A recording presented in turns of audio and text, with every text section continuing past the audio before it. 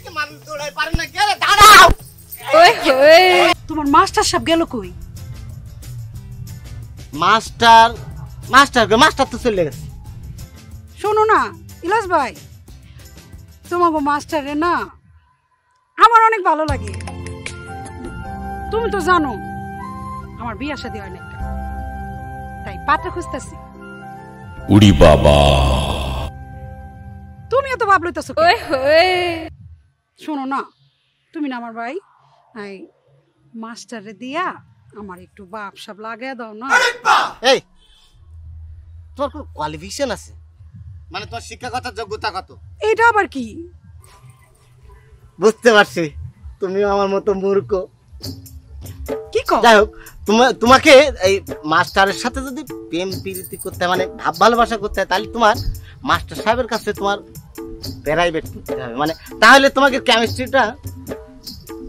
জমবে আর কি কি কও এই বয়সে পড়ালেখা করবো পড়াশোনা তো মাস্টার তো অনেক বড় বড় ডিগ্রি বুঝো না আর তুমিও ওর সাথে গেলে হবে আর কি বিষয়টা সত্যি কইতেছো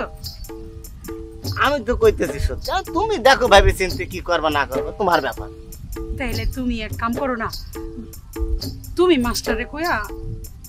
একটু বুঝায় কও না আমি ভাবলাম যে তুমি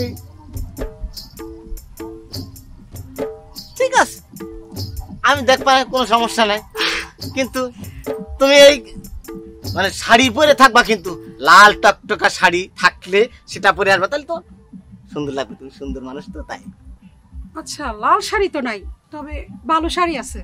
সুন্দর দেখে পরবা যাতে তোমাকে দেখে মাস্টারের জন্য একেবারে ইটিস পিটিস শুরু হয়ে যায় তাহলে তুমি যাও আমি যাই আচ্ছা ও খুদা